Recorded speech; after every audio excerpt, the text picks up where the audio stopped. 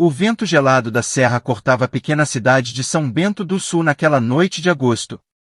As ruas já estavam vazias quando Lucas Almeida, um garoto magro de 16 anos, pegou o caminho de terra de volta para casa. Ele vinha reclamando há dias para a mãe. Tem um cara me olhando na estrada. Ela ria. Que cara, Lucas? Você anda vendo coisa.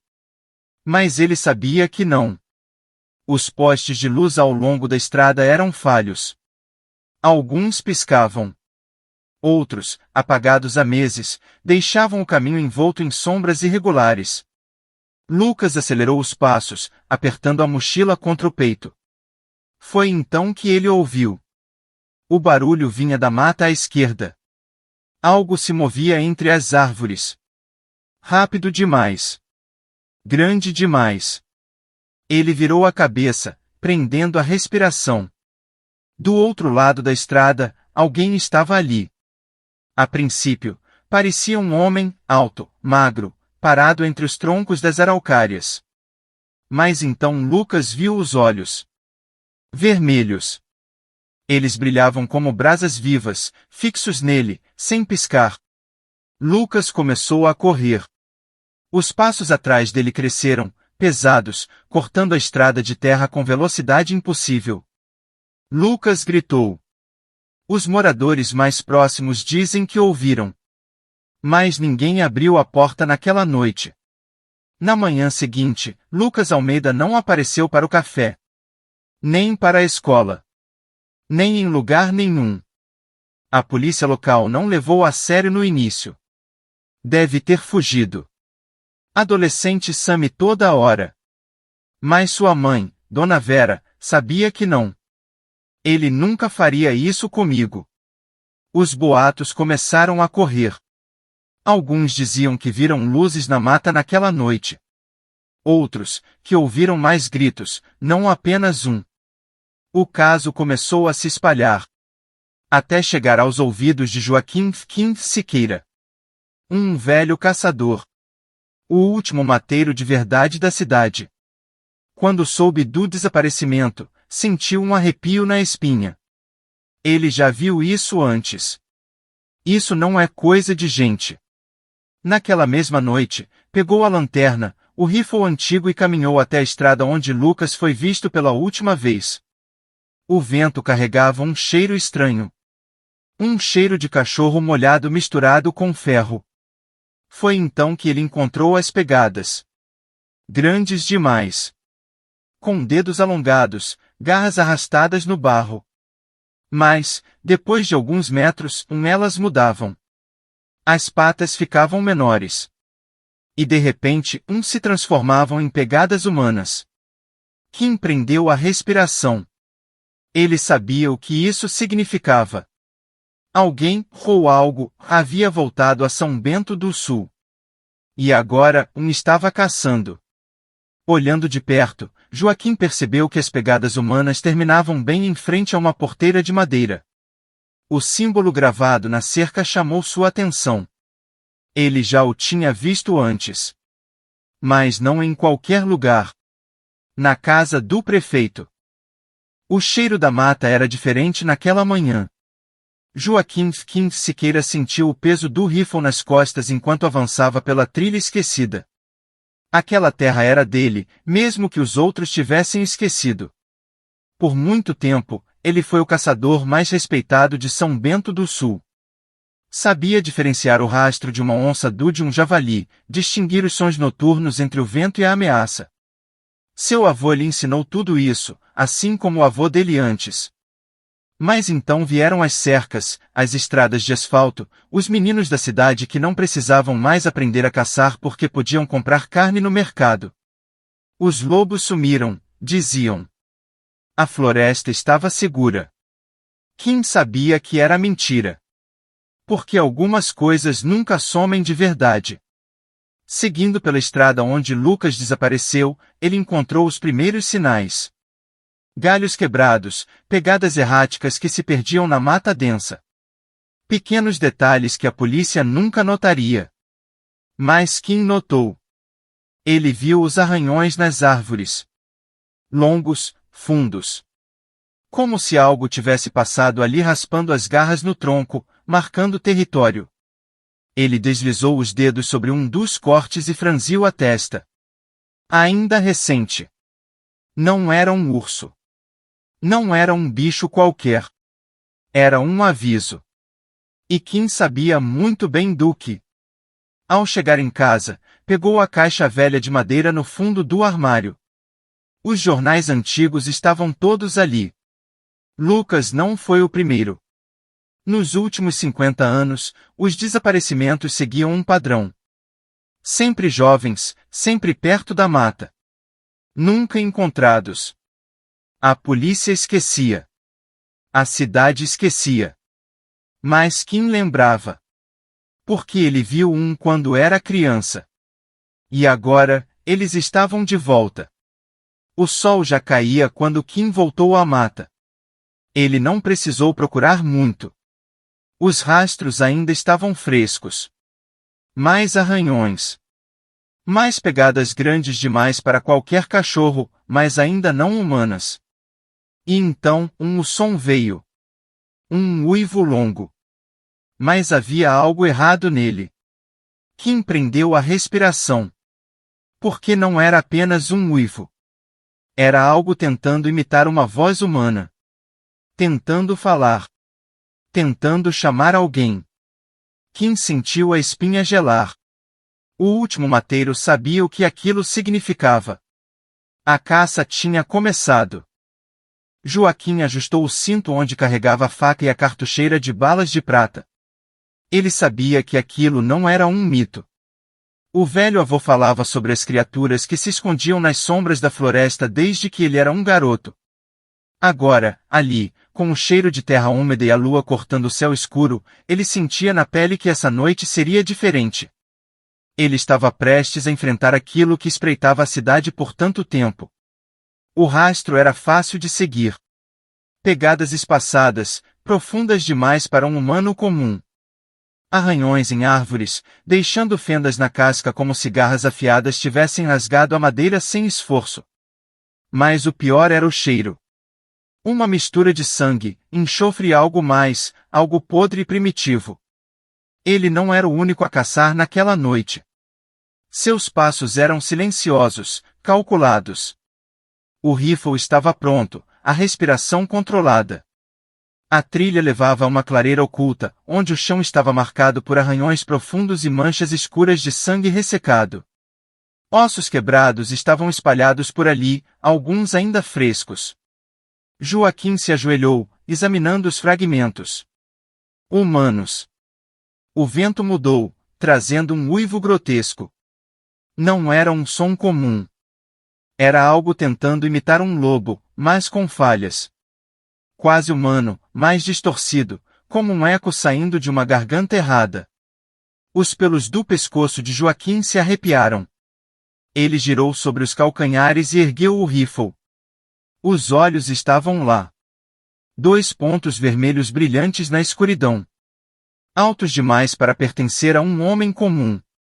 Joaquim apertou o gatilho. O disparo rasgou o ar, iluminando a floresta por um instante. O estalo ecoou pela mata, assustando as criaturas menores que se escondiam entre os arbustos. Mas quando a fumaça da bala de prata se dissipou, não havia nada além das sombras se mexendo entre as árvores. Joaquim apertou os lábios. Aquilo era rápido. Ele não era um homem de se assustar fácil. Mas algo sobre aquela noite o fez sentir um frio na espinha que ele não sentia desde que era jovem. A lua cheia iluminava a clareira, projetando sombras longas e distorcidas ao seu redor. O vento parou, e tudo ficou estranhamente silencioso. Silencioso demais. Joaquim sabia que isso significava apenas uma coisa. Ele não estava sozinho. Os arbustos se agitaram. Ele virou rápido, rifle apontado, dedo firme no gatilho. Algo se movia rápido demais entre as árvores, um vulto negro, peludo, grande. A criatura não fazia barulho, mas o cheiro fedia carne podre e metal oxidado. Um novo uivo cortou o ar.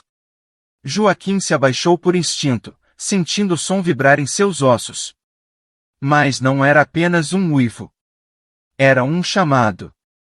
Ao redor da clareira, os olhos vermelhos surgiram, um a um, espreitando da escuridão.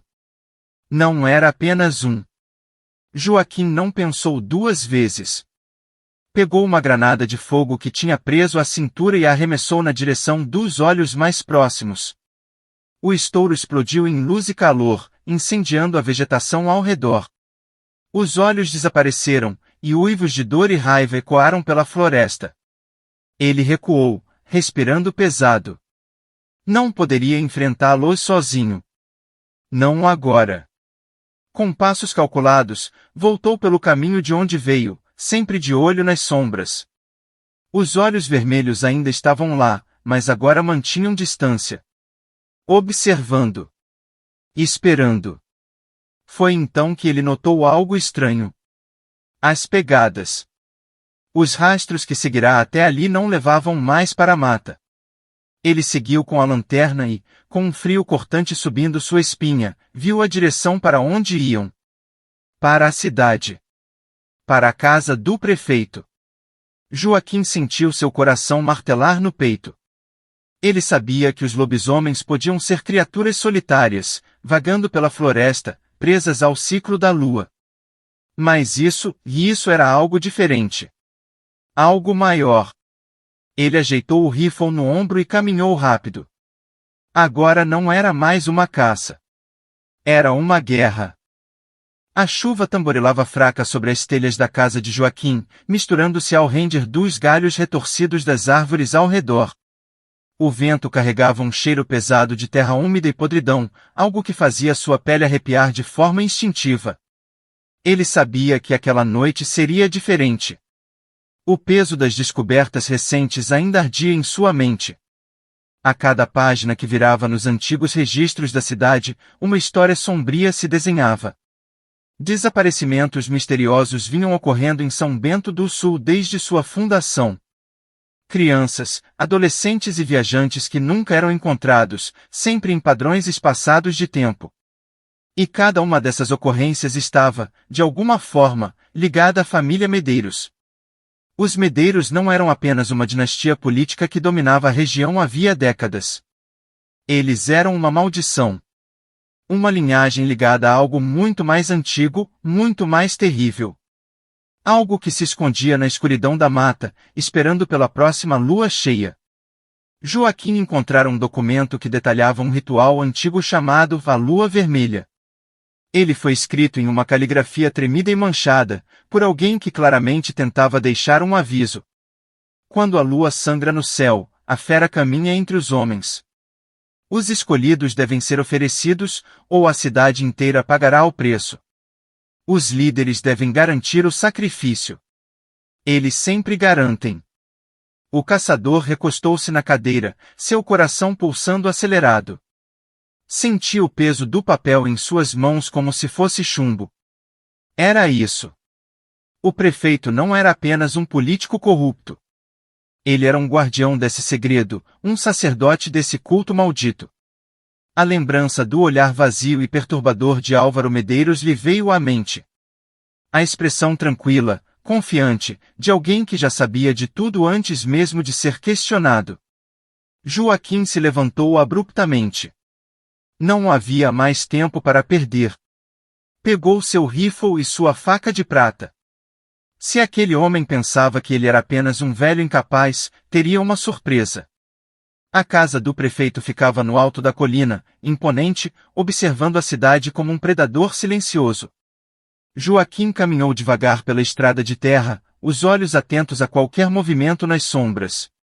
A noite estava estranhamente silenciosa. Nenhum grilo, nenhum coachar de sapo. Apenas o vento cortante e o farfalhar distante das folhas. Quando chegou ao portão de ferro enferrujado, parou. O lugar exalava uma energia pesada, sufocante. Ele empurrou a estrutura e entrou sem ser anunciado. A casa parecia vazia, mas ele sabia que não estava sozinho. As luzes da sala estavam acesas. O prefeito o esperava, sentado calmamente em sua poltrona de couro, um copo de uísque na mão. Um sorriso frio brincava em seus lábios. Eu sempre soube que você voltaria, Joaquim, disse ele, girando o copo entre os dedos. Mas desta vez, você está velho demais para vencer. Joaquim não respondeu.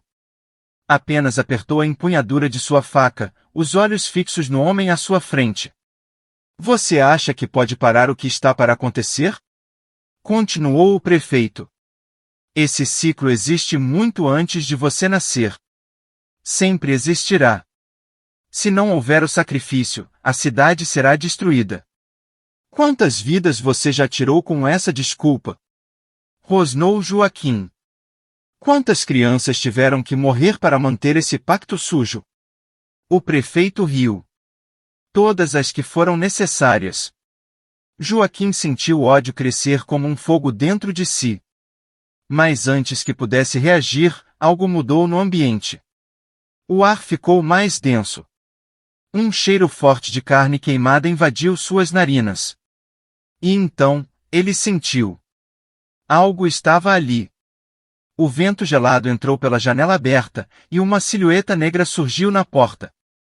O corpo alto, coberto de pelos grossos, os olhos vermelhos faiscando na escuridão.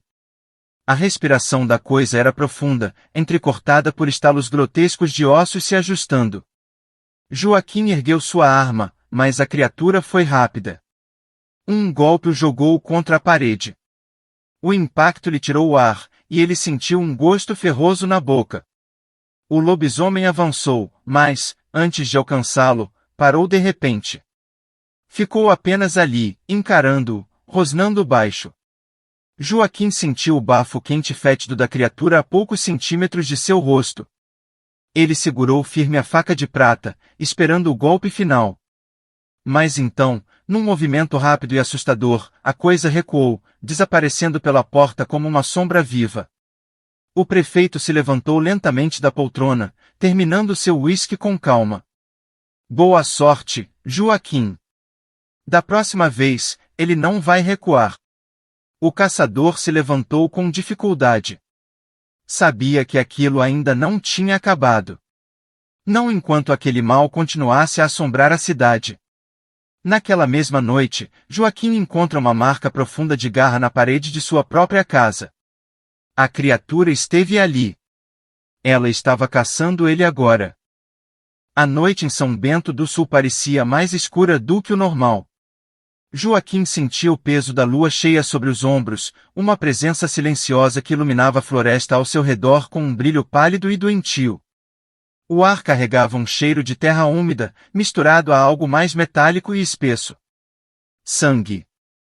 Ele se posicionou ao lado da velha igreja abandonada, uma construção de pedra negra e madeira apodrecida que há muito perderá suas funções religiosas. Diziam que, em 1872, o primeiro lobisomem da cidade fora morto ali. Para Joaquim, aquele era um campo de batalha perfeito. Se tivesse que encarar a besta, que fosse ali, onde o ciclo começou. O plano era simples, atrair a criatura e eliminá-la com um tiro certeiro de sua espingarda carregada com balas de prata. Mas Joaquim sabia que o medo nunca deixava tudo tão fácil. E ele estava certo. A floresta começou a se mexer ao redor dele. Galhos estalavam, folhas sussurravam, e o silêncio foi substituído por uma pulsação baixa e gutural, como se a própria terra respirasse. Então, ele viu os olhos, vários deles. 5 figuras emergiram da escuridão, suas formas oscilando entre o humano e o animal. Altos, de pele cinzenta e pálida, membros desproporcionalmente longos e olhos que reluziam como brasas em um fogo apagado. Seus dentes estavam expostos em sorrisos torcidos, uma zombaria da humanidade que um dia possuíram. E então, no centro do grupo, o prefeito Álvaro Medeiros deu um passo à frente. Seus olhos eram mais profundos, sua presença mais densa. Havia algo nele que os outros não tinham, um domínio absoluto sobre a transformação. O sorriso que lançou para Joaquim era de alguém que conhecia seu destino, mas não temia. Você sempre caçou lobos, Joaquim. Mas agora, nós caçamos você. Joaquim não hesitou. Levantou a espingarda e mirou diretamente no peito do prefeito. Um segundo depois, o som ensurdecedor do disparo ecoou pela mata. O tiro atingiu Álvaro em cheio. Mas o prefeito não caiu. O impacto fez recuar meio passo, mas ele permaneceu de pé. A bala de prata deveria tê-lo matado instantaneamente, mas não fez mais do que um leve buraco em sua camisa. O tecido se abriu, revelando a pele abaixo, que não sangrava, não ardia. Apenas se regenerava diante dos olhos de Joaquim. Álvaro riu. Uma risada baixa, gutural, que reverberou na escuridão. Você ainda não entendeu, velho? Eu não sou um lobisomem qualquer. Eu sou o Alfa. Antes que Joaquim pudesse recarregar, a matilha atacou. O primeiro veio da esquerda, rápido como um raio. Joaquim se jogou para o lado, rolando sobre o chão irregular e se levantando a tempo de ver outro avançando. Ele puxou sua faca, uma lâmina curva forjada a partir de rituais indígenas, e a enfiou na lateral da criatura. Ela uivou e cambaleou para trás, mas não caiu. Joaquim sabia que estava em desvantagem. Sabia que era velho, cansado, e que estava enfrentando algo muito maior do que ele. Mas se havia uma coisa que a vida lhe ensinara, era que monstros podiam ser mortos. Até os alfas. Ele recuou para dentro da igreja, os lobisomens cercando a entrada. O cheiro de enxofre era avassalador.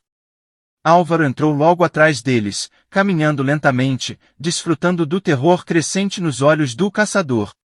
Você lutou bem por muitos anos, disse o prefeito. Mas tudo tem um fim. Você não pode lutar contra a natureza. Nós sempre estivemos aqui. Nós sempre estaremos aqui. Joaquim olhou ao redor. Viu as sombras das criaturas se alongando sob a luz fraca da lua que penetrava pelos vitrais quebrados. Sentiu o suor escorrendo por sua testa. Ele teria que fazer sua última cartada. Joaquim ergueu a faca e sussurrou um nome antigo, uma prece esquecida. O ar dentro da igreja tremeu. Álvaro parou de sorrir. Pela primeira vez, ele hesitou. Algo antigo estava sendo despertado. Algo que poderia mudar o jogo.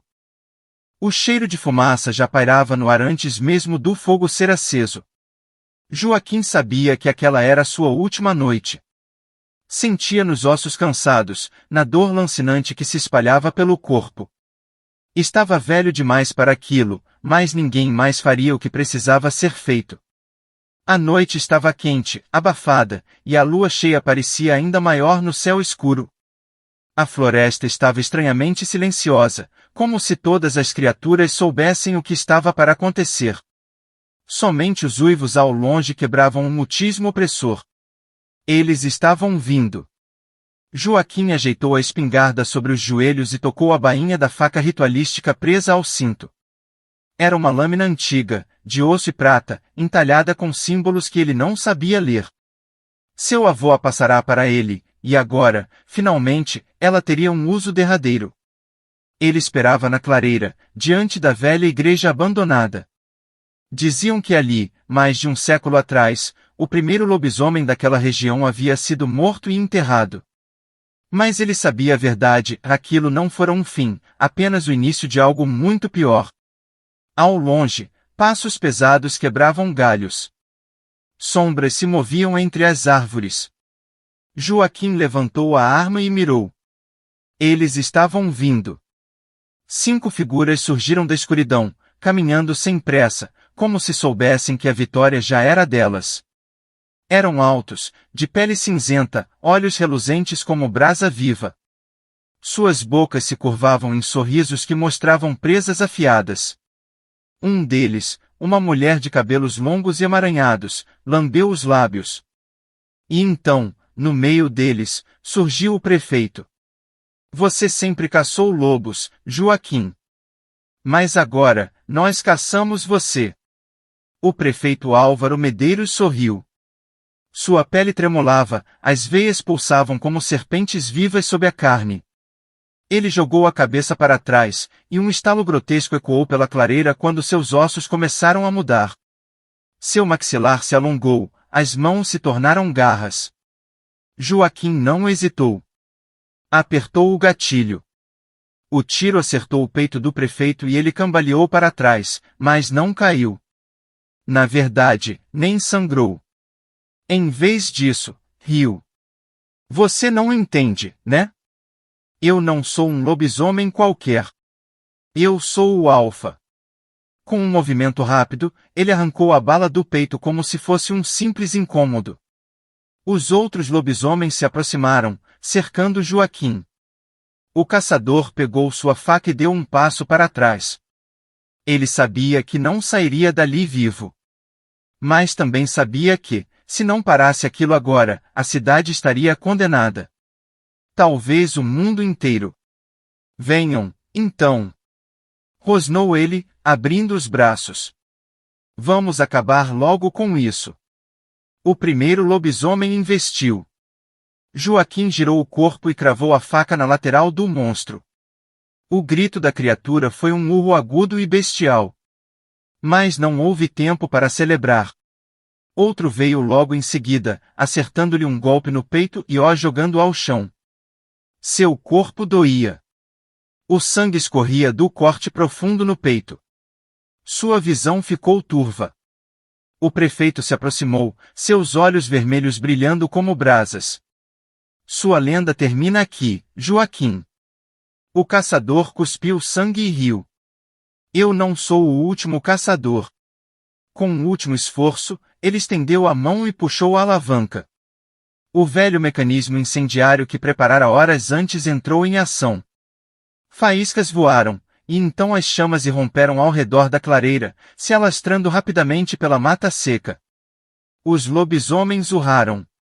O prefeito gritou de raiva e dor quando o fogo lambeu sua pele. Joaquim sorriu. Ele sabia que não sairia dali vivo. Mas isso não importava. Importava que eles também não sairiam. O fogo consumiu tudo. Dias depois, a cidade ainda falava do incêndio na floresta. O corpo de Joaquim foi encontrado entre as cinzas, segurando sua faca, como se tivesse morrido lutando. Mas do prefeito e dos outros, não havia sinal. Sem líder, o governo da cidade organizou novas eleições. O vice-prefeito foi eleito por unanimidade. No dia da posse, ele subiu ao palco, ergueu a mão e sorriu para a multidão. Por um instante, só por um instante, seus olhos brilharam vermelhos. E o ciclo recomeçou.